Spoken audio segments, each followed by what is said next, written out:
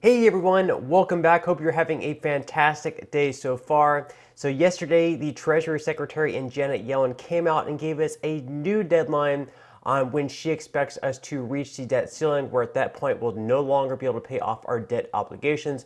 We're going to be going over that new date, which is next month on June 1st. We're going to be going over where the current negotiations stand and where they could go from here, and what this all could possibly mean for Social Security payments possibly being disrupted. Now, before I go ahead and dive into the main content of today's video, if you wouldn't mind helping me out real quickly by just giving this video a like, that just helps out with the good old YouTube algorithm, and also consider subscribing to my channel if you have not already.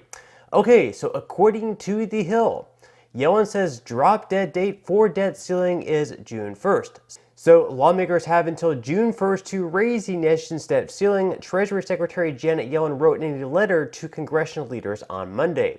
Yellen told lawmakers she expects the U.S. to no longer be able to pay all of its outstanding obligations by as early as June 1st, ramping up pressure on Congress and the White House to come to an agreement. Yellen initially told lawmakers it was unlikely the federal government would exhaust the so-called extraordinary measures it has been using to continue paying its bills before early June. But now, citing recent tax revenues, Yellen said the deadline is expected to come sooner than expected.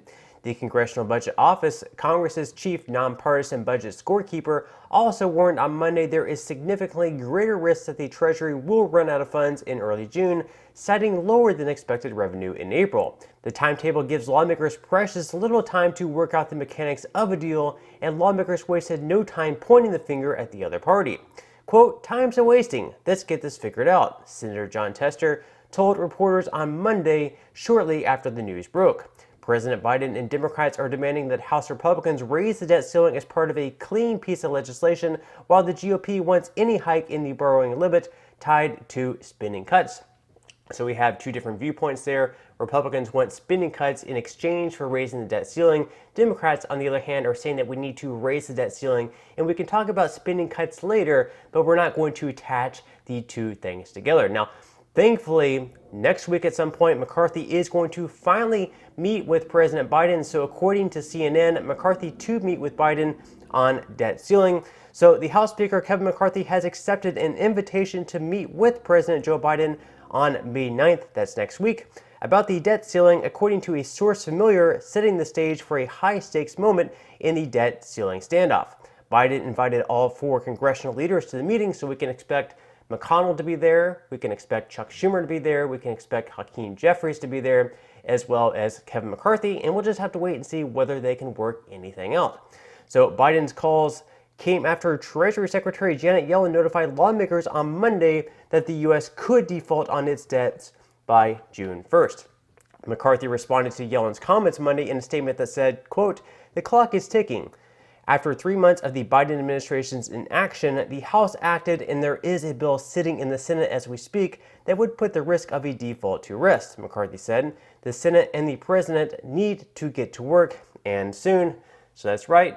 Last week, the House did pass a bill that would raise the debt ceiling, but of course there were a lot of spending cuts attached to that. So Chuck Schumer said that this bill, whenever it arrived to his Senate, where the Democrats currently have the majority, they said that that bill was dead on arrival. They're not even going to vote on it, and if they did vote on it, it would not get the 60 votes that it would need to pass. So they're going to have to work something out, but McCarthy said, hey, we did something, we passed a bill.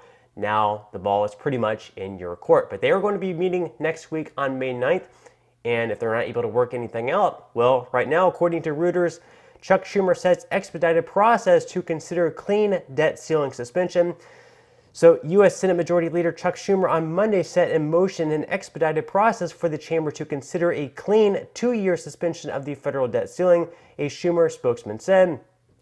The top Senate Democrat also opened the door to talks aimed at crafting a bipartisan agreement on spending and revenue. So they hope to get some sort of maybe a bipartisan agreement to suspend the debt ceiling. We'll have to see if McCarthy and Republicans can come to an agreement with that. Now, as far as the Senate Minority Leader goes in Mitch McConnell, well, he says that he's just going to be sitting out of the talks. He's not going to be doing any negotiating. He's going to be leaving that up to the House Speaker and Kevin McCarthy and President Joe Biden. So according to The Hill, McConnell insists he's sitting out of talks to disbelief.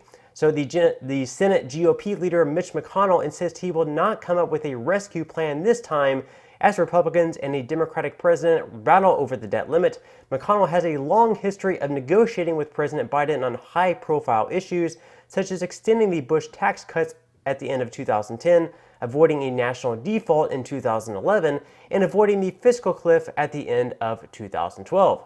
The Senate GOP leader also supported the bipartisan infrastructure package and big new investments in the domestic semiconductor industry, two big Biden agenda items. But McConnell says Biden and Speaker Kevin McCarthy need to work out a deal on the debt limit among themselves, arguing any proposal that originates from the Senate can't pass the House. So even though we have a history here between Mitch McConnell and Joe Biden in crafting together these last-second deals and kind of working together, McConnell, at least for now, is saying, I'm not going to even be touching this. I'm not going to be doing any negotiating. President Biden and House Speaker Kevin McCarthy, it's going to be up to you two to craft something together. Are you going to get it done? Now, if they are not able to get it done, that could obviously have some very significant bad consequences. So, according to the Brookings Institute, how worried should we be if the debt ceiling isn't lifted? So they say that one cannot predict how Treasury will operate when the debt limit binds, given that this would be unprecedented. Treasury did have a contingency plan in place in 2011 when the country faced a similar situation, and it seems likely the Treasury would follow the contours of that plan if the debt limit were to bind this year. Under the 2011 plan, there would be no default on Treasury securities. Treasury would continue to pay interest on those Treasury securities as it comes due. Treasury would delay payments for all other obligations until it had at least enough cash to pay a full day's obligations. In other words, it will delay payments to agencies, contractors, Social Security beneficiaries, and Medicare providers, rather than attempting to pick and choose which payments to make that are due on a given day. So obviously, this is very concerning. They're already mentioning here that there could be a delay in payments to Social Security beneficiaries if they're unable to raise the debt ceiling. This would be a huge concern. And they go on to say that if Treasury were to prioritize interest payments as well as Social Security payments, as some commentators have suggested that they could, other payments to people, businesses, and agencies would see even more substantial cuts of roughly 1/3. So they're saying that they could actually prioritize certain payments such as interest payments as well as payments to Social Security recipients, where these payments would not be late, but if they were to do that, there would be other significant consequences, so they may be rethinking that plan as well. So obviously, the best thing possible here is that we have Republicans and Democrats come together and work out some sort of an agreement to raise the debt ceiling, and maybe Democrats give in and, have some of the spending cuts that the Republican Party wants in exchange for that. The two parties definitely do need to work together, but we definitely cannot afford to not raise the debt ceiling and then risk something as bad as, Social Security payments being delayed. I mean, how are markets going to react the first day that Social Security payments are delayed by even one day? If you're used to receiving your payment on the second Wednesday of every single month, and you're not receiving it until like maybe 2 days later on the second Friday of the month, even though that's only 2 days, that's obviously going to freak a lot of people out. I mean, if it's late by 2 days, what's going to change? What's going to happen to the next payments? Are they going to be late by a week, 2 weeks, 3 weeks, maybe even a month? I mean, you cannot put the threat of these on-time Social Security payments in the heads of Americans. It's really going to freak a lot of people out, and you really can't blame them.